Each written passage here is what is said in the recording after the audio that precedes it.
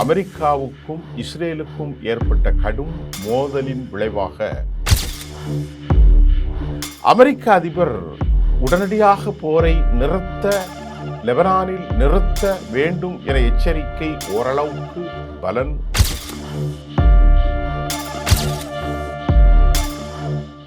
மறுமுறை ஒருமுறை அல்ல பலமுறை இறங்கி ஈரானை பேச்சுவார்த்தைக்கு அழைத்ததின் காரணம் என்ன என்கின்ற தகவல்களும் தற்போது வெளியாகியிருக்கிறது.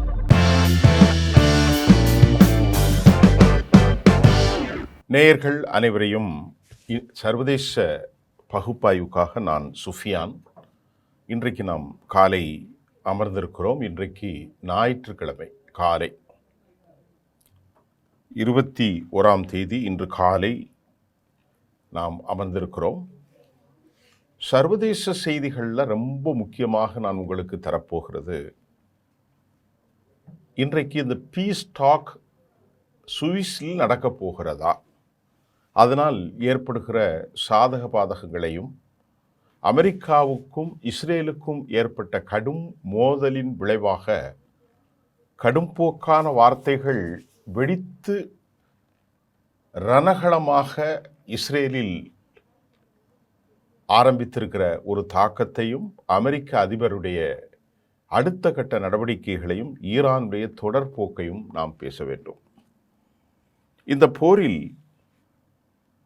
நமக்கு கிடைத்த தகவல்களை ஒட்டுமொத்தமாக நடுநிலையோடு பார்க்கிற போது ஏராளமான சேதங்களை தனதாக்கி கொண்ட ஈரான் ஒரு சிறு அளவும் தன் மன உறுதியில் சேதாரம் இல்லாமல் வெற்றியை அடைந்தது என்று உலகத்தில் 99.9% அமெரிக்க ஆதரவு பேச்சாளர்களும் பத்திரிகையாளர்களும் கருத்தை வலிமையாக வைத்திருக்கிறார்கள். இது பாயிண்ட் நம்பர் 1.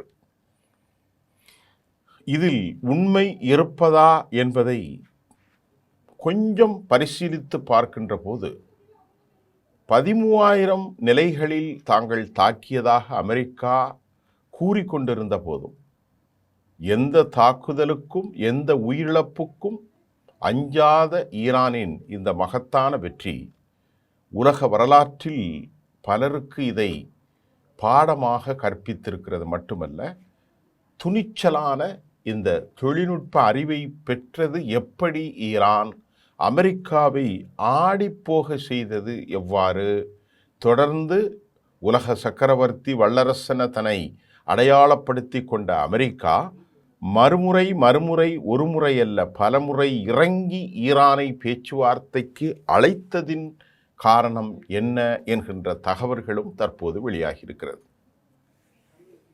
அதற்கிடையிலே இஸ்ரேலில் என்ன நடக்கிறது என்று பார்ப்போம். இஸ்ரேல் ஒரு கொலைகார தேசம் என்றும் கொலைகாரர்களுக்கும் ஒரு பார்பேரியன் கம்யூனிட்டி அவர்களுக்கும் அமெரிக்கா அவர்களின் சதிக்கு உட்பட்டு அவர்களோடு ஒப்புதலை வழங்கியிருக்கிறார்கள். இந்த ஒப்பந்தத்தின் வாயிலாக இஸ்ரேலுக்கு பெரிய துரோகம் இழைக்கப்பட்டதாக இஸ்ரேலில் அனைத்து ஊடகங்களும் கடும் கண்டனத்தை தெரிவித்திருக்கிறது. இஸ்ரேலிய போர் ஆய்வாளர்கள், இஸ்ரேலிய பேச்சாளர்கள் அனைவரும் என்ன சொல்கிறார்கள்? கொலைகார ஈரானோடு, மனிதநேயமில்லாத ஈரானோடு, ஒரு காட்டுமிராண்டி ஈரானோடு அமெரிக்கா ஒப்பந்தத்தை செய்ததன் மூலம் இஸ்ரேலுக்கு நீண்டகால துரோகத்தை அவர்கள் இழைத்திருப்பதாகவும் கூட அந்த நாளிதழ்களின் செய்திகள் கருத்து பிசகாமல், கருத்து சிதறாமல், தெளிவாக கடுமையான ஒட்டுதலோடு அந்த கருத்தை மையப்படுத்தியிருக்கிறார்கள். அவ்வளவு வலிமையான கருத்து. என்ன அப்படி என்று பார்த்தால், இதில் வேடிக்கை என்னவென்றால், மனிதர்களை கொலை செய்யும் பாவிகள், பயங்கர கொடூரமான காட்டு மிராண்டிகள் என்ற இந்த வார்த்தையை நாம் கொஞ்சம் பரிசீலித்து பார்த்தால், இஸ்ரேல் 1,00,000க்கு மேற்பட்ட பொதுமக்களில் குழந்தைகள், வயதானவர்கள், கர்ப்பிணிகளை கொலை செய்தும், கஸாவில் 2,00,000க்கு மேற்பட்ட மக்களை வாழ்நாள் முழுவதும் உடங்கி போகிற ஒரு நிலைக்கு கொண்டு வந்த இந்த நாடுதான் ஈரானை பார்த்து சொல்கிறது, நீங்கள் படுபயங்கரவாத கொடூரமான காட்டுமிராண்டிகள், கொலைகாரர்கள், பாதகச் செயலை கொஞ்சம் கூட யோசிக்காமல் செய்பவர்களுக்கு அமெரிக்கா உதவிக்கரம் நீட்டி ஒப்பந்தத்தில் கைச்சாத்திட்டு இருக்கிறது என்ற குற்றச்சாட்டை இஸ்ரேலுடைய பெரும்பாலான ஊடகங்களும் போரியல் ஆய்வாளர்களும் அரசியல் விமர்சகர்களும் தங்கள் கருத்தை வலிமையாக வைத்திருக்கிறார்கள். இதுதான் உண்மை. இதை நான் சொல்லி ஒன்றும் தேவையில்லை. அதனை அடுத்து மிக முக்கியமாக பார்ப்பது, அமெரிக்காவுடைய ஜேடி வான்ஸ் இஸ்ரேலுக்கு கடும் கண்டனத்தை தெரிவித்தது மட்டுமல்ல, ஒரு மனிதரை கொலை செய்வதற்கு பல குடும்பங்களை, பல உயிர்களை கொலை செய்வது ஒப்பாகுமா என்ற கேள்வியையும் அமெரிக்காவினுடைய துணை ஜனாதிபதி திரு ஜேடி வான்ஸ் அவர்கள் வெளிப்படையாக வைத்திருக்கிறார் இஸ்ரேலுக்கு எதிராக. வரக்கூடிய நாடாளுமன்ற தேர்தலில் அமெரிக்காவினுடைய ரிப்பப்ளிக்கன் வேட்பாளராக அறிமுகமாகும் கத்தோலிக்க இனத்தை சார்ந்த திரு ஜேடி வான்ஸ் அமெரிக்காவின் கடும்போக்கு யூத ஆதரவாளர்களான பீட் ஹெர்ட்ஸ், மார்க்கோ ரூபியா, மைக் பிபி போன்றவர்களை விட்டும் தனித்து ஒரு வலிமையாக இருந்தார். கடந்த காலத்தில் பாகிஸ்தானுக்கு முதலாக பேச்சுவார்த்தைக்கு சென்றிருந்த ஜேடி வான் தற்போது டொனால்ட் ட்ரம்பை வசியப்படுத்தி தன் வலைக்குள் கொண்டு வந்ததே இந்த ஒப்பந்தத்திற்கு தூய மூல காரணம் என்றும் அறியப்படுகின்றது. அமெரிக்காவின் யூத லாபிகளை எல்லாம் உடைத்த நிலையில் ஜேடி வான்ஸின் கரங்கள் உயர்ந்திருப்பதை இது காட்டுகிறது என்பது மெய்யானது, உண்மையானது. மாற்றம் ஏதும் இதில் இல்லை. அமெரிக்க அதிபர் உடனடியாக போரை லெபனானில் நிறுத்த வேண்டும் என எச்சரிக்கை ஓரளவுக்கு பலன் அளித்தாலும், லெபனானில் இருந்து வீசப்பட்ட ஃபைபர் குண்டுகளின் மூலம் ஒரு பெரும் சேதாரத்தை உண்மையிலேயே ஏற்படுத்தி இருக்கிறது. அது ஒரு பக்கம் இருந்தாலும், அதைவிட தெற்கு லெபனான் பகுதிகளில் பயங்கர தாக்குதல்களை நடத்தி இருப்பது இஸ்ரேலின் கடும்போக்கு நடவடிக்கைகளுக்கு ஒரு ஆதாரம் என்பதையும் நாம் பார்க்கிறோம். சில நாட்களுக்கு முன்பு அபு முஹம்மது அல் ஷாரா என்கின்ற சிறிய தலைவரான HDS, ஹயாத்து தஹ்ரீக் அல் ஷாம் என்ற படைகள் தான் ஹிஸ்புல்லாவை அழிக்க முடியும், ஆனால் உங்களால் அழிக்க முடியாது என அமெரிக்க அதிபர் பரிகாசம் செய்திருந்த நிலையில், தற்போது இந்த போரில் இணைந்து ஈரானை பழிவாங்க முயன்று ஆரம்பித்த இந்த போர் கடைசியில் அமெரிக்காவுக்கும் யூதர்களுக்கும், யூத நாட்டிற்கும், யூத இராணுவ தலைமைக்கும், அரச தலைமைக்கும் எதிரான போராக உருமாற்றம் அடைந்திருப்பது ஈரானின் சாதுரியமும் மனத்திடமும் வலிமையும் நிறைந்த ஒன்று என்பதில் யாருக்கும் மாற்று கருத்தில்லை. மிக முக்கியமாக நாங்கள் பார்க்கக்கூடிய ஒரு செயல்பாடு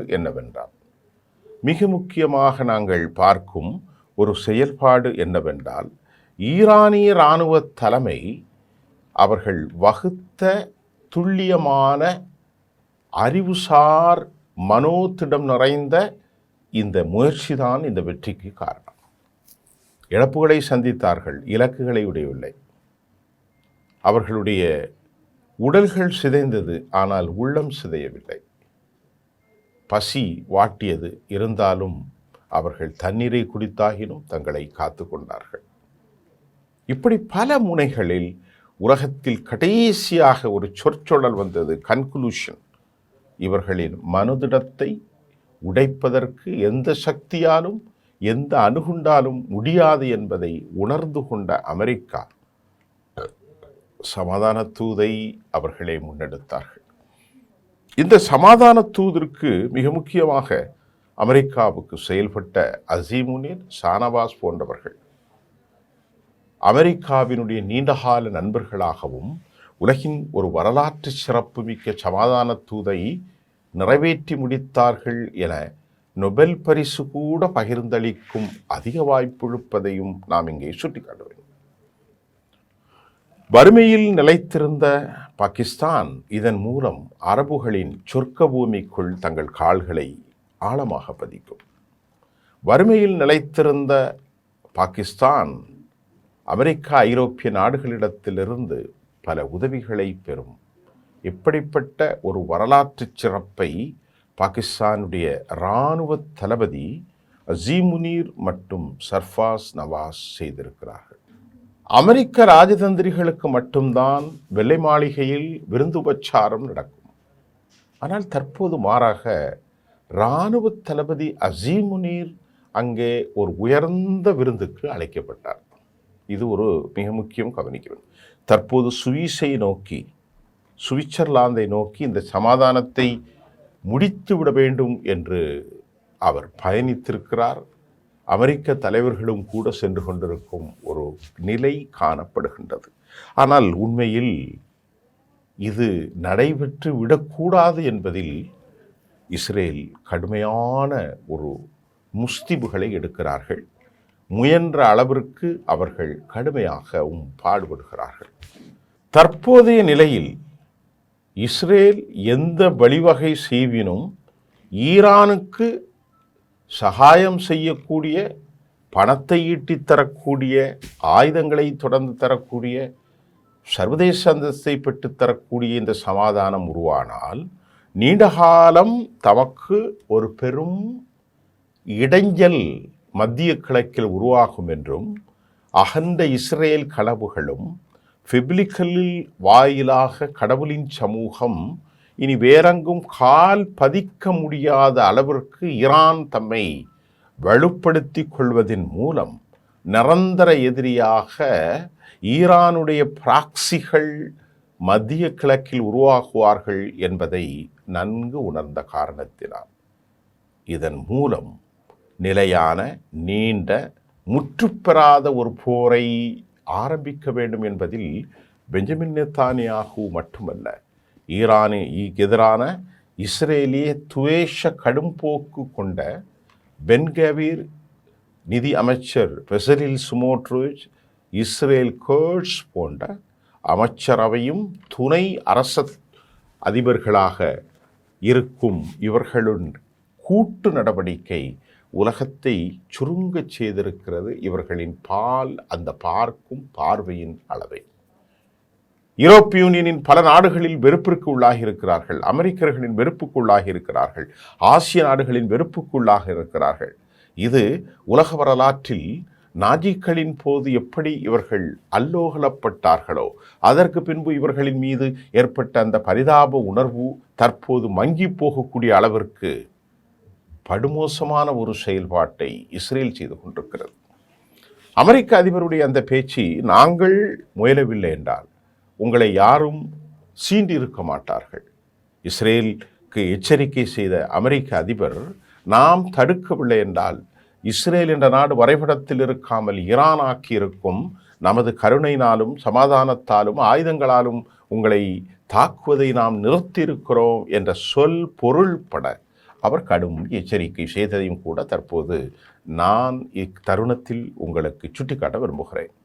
இதற்கிடையிலே வெறுப்பை உமிழ்ந்து உலகத்தின் வெறுப்பை சம்பாதித்து கொண்ட இஸ்ரேல், பிரான்ஸ் அதிபர் மற்றும் உலகத் தலைவர்களின் கடும் கண்டனத்தை, பாரிய அழுத்தத்திற்கும் தங்களோடு பயணித்த தங்கள் எஜமான் அமெரிக்கர்களின் கடும் கண்டனத்தையும் தனதாக்கி கொண்ட ஒரு கோர பிடியில், ஒரு கோர முகத்தை அவர்கள் தனதாக்கி கொண்ட துரதிர்ஷ்டமான நிலைக்கு 4000 ஆண்டுகளுக்கு பின்பு வரலாற்றில் ஒரு அவமானப்பட்ட சமூகமாக யூதர்கள் மாறியிருக்கிறார்கள். ஹெர்முஸ் வளைகுடா மூடப்பட்டு விட்டது என்று ஈரானுடைய IRGC தெரிவித்த கருத்தில் அமெரிக்கா மாறுபடுகிறது. இல்லை, மூடப்படவில்லை என்று சொல்லியிருக்கிறார்கள். குறிப்பிட்ட இந்த காலகட்டத்தில் 1.44 பில்லியன் அளவிற்கான பணத்தை ஈரான் ஈட்டிக் கொண்டுதான் இருக்கிறது. ஹெர்முஸ் மூடப்பட்டிருக்கிறது என்பது உலகத்திற்கு அவர்கள் காட்டும் ஒரு காட்சி பொருள். அதன் மறைமுகமாக ஈரான் தமக்கு சகாயம் செய்யும் நாடுகளுக்கு அவர்கள் 1.44 இந்திய மதிப்பிற்கு 14,000 கோடி ரூபாய்க்கு இந்த குறிப்பிட்ட நாட்களில் பிசினஸ் செய்திருக்கிறார்கள் என்பதையும், வியாபார வணிகத்தை அவர்கள் உயர்த்தியிருக்கிறார்கள் என்பதும் மிக முக்கியமான தடயம். அதே நேரத்தில் 16 மில்லியன் பெரல்கள் இந்த குறிப்பிட்ட நாளில் 19ஆம் தேதிக்கு முன்னிருந்தே இது கடத்தப்படுகிறது. அங்கிருந்து உலக நாடுகளுக்கு எந்த தடையும் இல்லாமல் ஆயில் க்ரூட் பேரல்கள் சென்று கொண்டிருப்பதாக அமெரிக்கா உறுதியளித்திருக்கிறது. ஏனென்று சொன்னால் ஹெர்மூஸை மூடிவிட்டால் அமெரிக்காவுக்கு பெரும் அவமானம். ஆனால் இந்த நேரத்தில் வெண்ணெய் திரண்டு வந்த நேரத்தில் தாலி உடைக்காமல் பாதுகாக்க உலகம் முயல்கிறது. ஆனால் வெண்ணெயும் வேண்டாம் தாலியும் வேண்டாம் என்று அதை விஷத்தை ஊட்டி ஒட்டுமொத்தமாக பட்டியெரிப்பதற்கு இஸ்ரேல் முயற்சிக்கிறது. இந்த நகர்வில் ஈரான் ஒரு விவகாரத்தை சொல்கிறது. அடுத்த கட்டமாக இஸ்ரேலை நாங்கள் தாக்குவோம். அதில் அவர்களுக்கு எந்த மாற்று கருத்தும் இல்லை. வலிமைப்படுத்தியிருக்கக்கூடிய ஹிஸ்புல்லா எந்த அடிப்படையில் இந்த இராணுவ ஆயுதங்களை பெற்றார்கள்?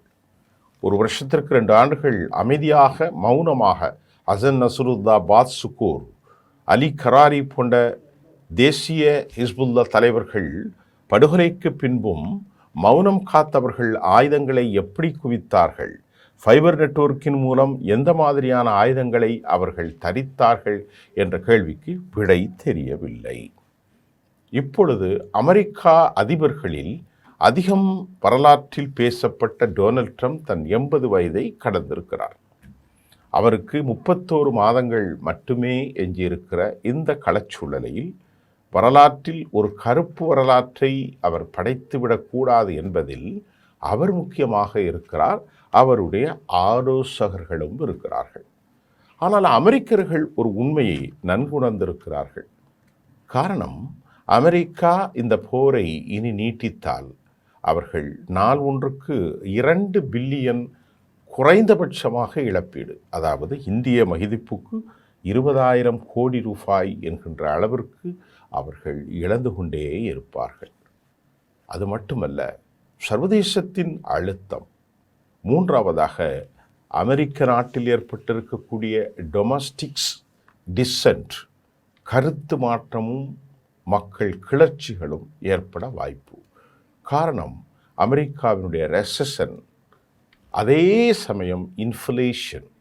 ஹோல்சேல் மற்றும் ரிட்டெயில் தொழில்களில் அமெரிக்கா மிக மிக மோசமான ஒரு சூழலை ஏற்படுத்தியிருக்கிறது.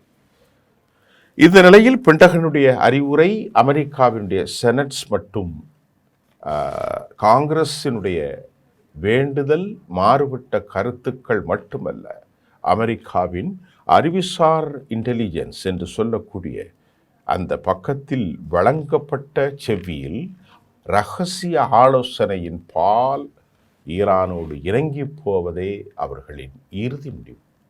ஈரானோடு இனி ஒரு சிறு பட்டாசை கூட அவர்கள் கொளுத்த தயாராகவில்லை.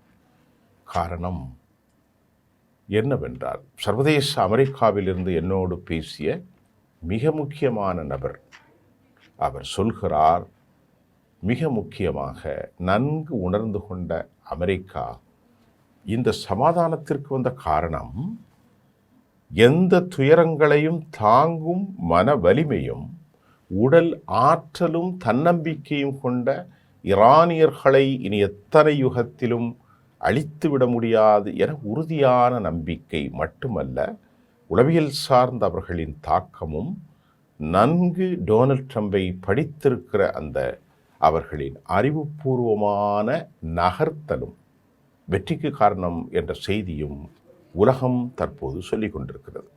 இந்நிலையில் நாம் மிக முக்கியமாக இங்கே கவனிக்க வேண்டிய விவகாரம், அமெரிக்காவுக்கும் இந்த ஒப்பந்தம் கைச்சாத்திடப்பட்டால், இஸ்ரேலுக்கு எதிராக இந்த ஒப்பந்தம் கைச்சாத்திடப்பட்டால், ஆனால் இன்று வரை அந்த ஒப்பந்தம் கிழித்தெறியப்படவில்லை.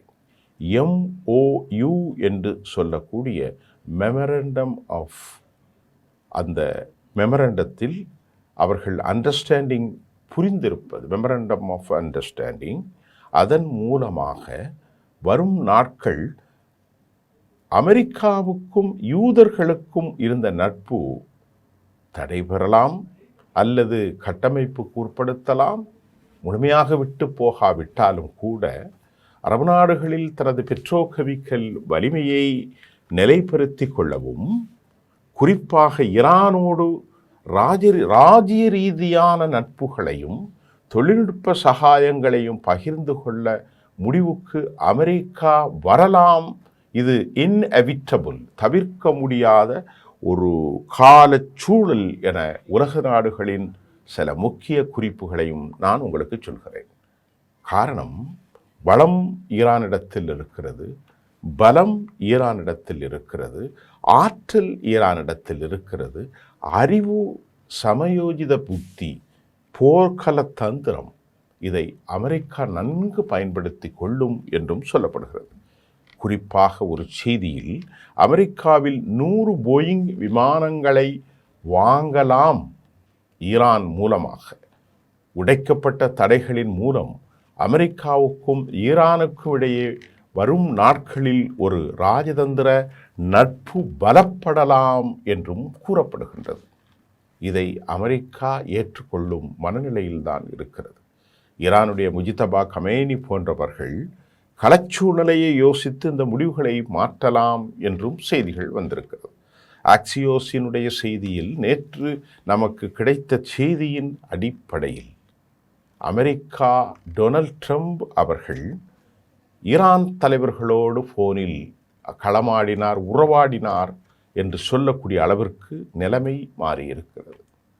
இப்போது நீங்கள் சொல்லுங்கள், வரும் காலம் ஈரானுக்கான ஒரு காலமாக மாறிவிட்டாலும் அதில் ஆச்சரியமல்ல. 167 பில்லியன் பணத்தை விடுவிக்கப் போகிறார்கள் அமெரிக்கர்கள். இந்த ஒப்பந்தம் முடியப்பட்ட நேரத்தில் ஒட்டுமொத்தமாக முடக்கப்பட்ட பணம் இன்க்ளூடிங் 24 பில்லியனையும் சேர்த்து 167 பில்லியன் பணம் ஈரானியர்களுக்கு வரப்போகிறது. 300 பில்லியன் இந்திய மதிப்பிற்கு 28 லட்சம் கோடி தனித்துவமாக வரப்போகிறது. மூன்றாவது 22 பில்லியனை நன்கொடையாகவும் நீண்டகால கடனாகவும் யுனைடெட் அரபு எமிரேட்ஸ், கத்தர் போன்றவைகள் ஈரானுக்கு வழங்கியிருக்கிறார்கள். இந்த தடைகள் நீக்கப்பட்டு உலகின் பல நாடுகளில் வர்த்தகம், போக்குவரத்து எல்லாவற்றையும் உலகம் எப்படி இயங்குகிறதோ அப்படி ஈரானும் அதன் அங்கம். அதன் மூலமாக நாளொன்றுக்கு 500 மில்லியன் எண்ணெய் சந்தையில் அவர்களுக்கு லாபம் மட்டுமே கிடைக்கும். இதை வைத்து அவர்கள் 10 ஆண்டுகளில் உலகின் பெரும் சக்கரவர்த்தியாக மாறலாம். தற்போதைய செய்தியின் ஊடாக ஹெர்மோஸ் மூடப்படவில்லை என அமெரிக்கா சொல்கிறது, ஈரான் மூடியிருக்கிறது என்று IRGC சொல்லியிருக்கிறது. எது எப்படியோ ஈரானுக்கு தேவையான வருமானம் வந்து கொண்டிருக்கிறது. சுவிட்சர்லாந்தை நோக்கிய கண்கள் ஆழமாக பதிகிறது. காரணம், இஸ்ரேலை உலகம் மெல்ல மெல்ல வெறுக்க தொடங்கியிருக்கிறது. வெறுப்பின் நாடாக, வெறுப்பின் மக்களை கொண்ட நாடாக, வெறுப்பின் அடையாளமாக கூட இஸ்ரேல் மாறலாம் என்ற அளவிற்கு உலகத்திலிருந்து ஐசோலேட் செய்யப்பட்டிருக்கிறார்கள். அமெரிக்காவுக்கும் இஸ்ரேலுக்கான மோதல் நிலையான ஒன்றாக மாறுமா? அடுத்த செய்திகளில் நாம் உங்களுக்கு சந்திக்க போகிறோம். பல முக்கிய தகவல்களோடு மீண்டும் நாளை சந்திப்போம். நன்றி.